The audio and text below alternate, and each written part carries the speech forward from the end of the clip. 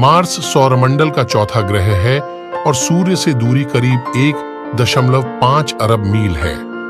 यह ग्रह धरती के आकार का है, लेकिन धरती से बहुत अलग है। मार्स पर सतह पर पहाड़ी, नाले, घाटियां और विभिन्न प्रकार की चट्टानें हैं। यह धरती से ठंडा है और इसकी वायुमंडली में प्रमुख रूप से कार्बन डाइऑक्साइड और नाइट्रोजन होते हैं। मार्स पर सबसे ऊंचा पर्वत ओलिम्पस माउंट है, जो धरती से लगभग 3 गुना ऊंचा है। इसके अलावा मार्स पर बड़ी घाटी भी है, जिसे धरती की ग्रैंड कैनियन से भी ऊंचा माना जाता है। मार्स पर जल नहीं है, लेकिन धरती पर पाए गए जीवन की खोज के लिए वैज्ञानिकों का दृष्टिकोण हो रहा है। इसके अलावा मार्स की चांदनी देमोस और फोबोस नामक 2 छोटे अश्व चंद्रमा हैं। मार्स एक रेडिश ब्राउन रंग का ग्रह है, जो सौरमंडल की धरती के बाद दूसरा घर है। यह धरती से सौरमंडल में 2.3 अरब किलोमीटर की दूरी पर स्थित है। इसका आकार धरती से लगभग आधा है, लेकिन इसकी वातावरणिक संरचना धरती से बहुत अलग है। वातावरण और मौसम। मार्स की वायुमंडली में प्रमुखतः कार्बन डाइऑक्साइड है और आर्गन भी होते हैं। इसकी वायुदाब पृथ्वी के तुलनात्मक रूप से बहुत पतली है और मानव जीवन के लिए यह योग्य नहीं है।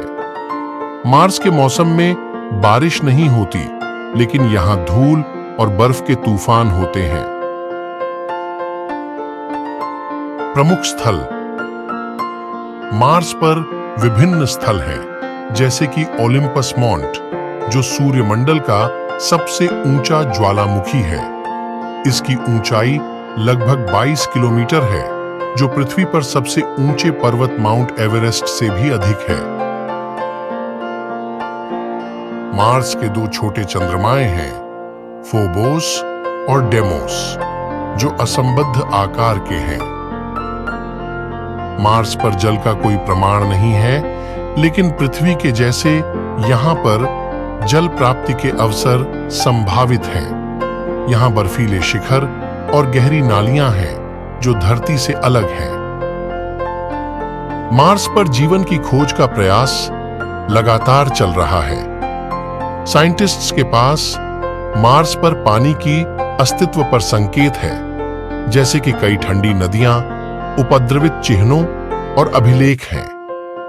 धरती पर जीवन के लिए साइंटिस्ट इसे खोज रहे हैं और संभावनाएं उन्हें प्रेरित कर रही हैं कि मार्स पर भी जीवन संभव हो सकता है। मार्स की भूगोल, वायुमंडली और जलवायु के विश्लेषण ने धरती पर जीवन के लिए अद्वितीय प्रकृति के बारे में अधिक समझाया है। धरती के उपग्रहों जैसे कि वायुमंडली की गर्मी और विभिन्न प्रकार की वायु दाब के बारे में धरती पर अधिक जानकारी है। मार्स का गणितीय संरचना अद्वितीय है। इसका अक्षांश धरती के अक्षांश से बहुत कम है, लेकिन यह एक समग्र परिवर्तन का वातावरण है। मार्स के गणितीय संरचना में अनेक उपग्रह और अनुप्राणित पदार्थों के अध्ययन से वैज्ञानिकों को धरती के परिवर्तन और अन्य गणितीय प्रकृतियों के लिए मार्स का मापदंड निर्धारित करने में मदद मिली है। सौरमंडल की अध्ययन में वैज्ञानिकों ने मार्स को निकट से अध्ययन किया है, जिससे हमें इसकी धरती से भिन्नता और उसकी पृथ्वी से सामान्य स्थिति के बारे में अधिक जानकारी मिली है। इस अध्ययन के माध्यम से वैज्ञानिक ने मार्स की विशेषताओं को और अधिक समझा है, जैसे कि इसकी स्थिति, वायुमंडली, जलवायु और उसके परिवर्तन। भविष्य के लिए मार्स के अध्ययन में योजनाएं हैं, जो मानव अध्ययन, नमूने वापसी मिशन और जैसी पूरी दुनिया के अनुसंधान के लिए हैं। इस ग्रह के विशेषताओं के समझे बिना मानव अध्ययन को अधिक सुरक्षित और सफल बनाने के लिए अधिक परिकल्पना की जा रही है। मार्स पर मानव निवास की योजनाओं को बढ़ावा दिया जा रहा है। इसके लिए विभिन्न तकनीकी और अनुप्राणित प्रणालियों का विकास किया जा रहा है, जिनमें धरती से यातायात करने के लिए जीवन समर्थन प्रणालियां, आवास और स्वच्छ जल संयंत्र शामिल हैं। यह योजनाएं मार्स के विशेषताओं को ध्यान में रखकर बनाई जा रही हैं, ताकि वे वहां के वातावरण में सफलतापूर्वक समर्थन प्रदान कर सकें। मार्स के अध्ययन के लिए विशेष उपग्रह विकसित किए जा रहे हैं, जिनमें स्थायी स्थापित संयंत्रों, नमूना वापसी मिशन और भविष्य के लिए यात्राओं के लिए प्रक्षेपण सम्मिलित हैं।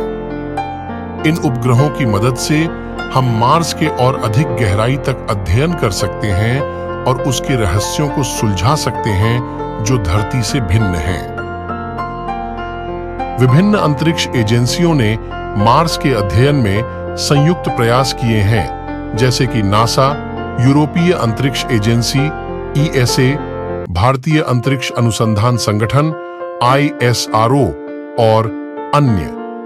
इन प्रयासों के माध्यम से हमें मार्स के बारे में और अधिक जानकारी मिल रही है और यह भी संभावना है कि यहाँ के जीवन के रहस्य को हल कर सकते हैं। ये तथ्य मार्स के बारे में अधिक जानकारी प्रदान करते हैं और दिखाते हैं कि यह ग्रह वैज्ञानिक अध्ययन और मानव संभावनाओं के लिए कितना महत्वपूर्ण है। मार्स की धरोहर में बहुत सारे रहस्य हैं जो हमें इस ग्रह के भूगोल, भौतिकी और इसके वायुमंडलीय संरचना के बारे में समझा सकते हैं। इसके अलावा मार्स की पत्थरी सतह और उसकी समझ अभी तक बहुत कुछ विश्लेषित नहीं है और यह हमें उसके पृथ्वी के प्रकार के अनुसंधान के लिए भी अच्छी जानकारी देता है। मार्स का अध्ययन हमें सौरमंडल में जीवन की संभावनाओं को समझने में मदद कर सकता है। धरती के साथ अनुप्राणित ग्रह के रूप में मार्स के अध्ययन से हम यह समझ सकते हैं कि धरती के लिए किस तरह की शर्तें जरूरी हैं, जिनकी स्थिति धरती पर पृथ्वी के जीवन के लिए बहुत है। मंगल पर मानव बस्तियां स्थापित करने के लिए कई संभावनाएं हैं, लेकिन इसे विकसित करने में कई चुनौतियां भी हैं। मंगल पर मानव बस्तियां स्थापित करने के लिए सबसे पहले यहां तक पहुंचने की यात्रा का विचार किया जा रहा है। इसके लिए उचित वाहनों का विकास और उनकी अनुकूलता का मूल्यांकन किया जा रहा है। मंगल पर मानव बस्तियां रखने के लिए उचित आवास स्थल का चयन करना महत्वपूर्ण होगा। इसमें ध्यान देने योग्य तापमान, वायुमंडलीय रखरखाव और सुरक्षा के जैसे विशेष पहलू शामिल होंगे। मंगल पर मानव बस्तियों को ऊर्जा संसाधनों के साथ संबंधित समस्याओं का समाधान करना होगा। इसमें सौर ऊर्जा, धरती से ऊर्जा प्राप्ति और ऊर्जा का उपयोग शामिल होंगे। मंगल पर मानव बस्तियां स्थापित करने से पहले अधिक वैज्ञानिक अनुसंधान और अभ्यास करने की आवश्यकता होगी, ताकि वे मंगल के वातावरण को समझ सकें और बस्तियों के लिए सर्वोत्तम विकल्पों का विकास कर सकें। ये सभी मुख्य संभावनाएं विचार करती हैं कि मंगल पर मानव बस्तियां स्थापित करना वास्तविकता में संभव है, लेकिन इसके लिए विशेष तकनीकी, वैज्ञानिक और प्रणालिक चुनौतियां हैं जो हल की जानी चाहिए।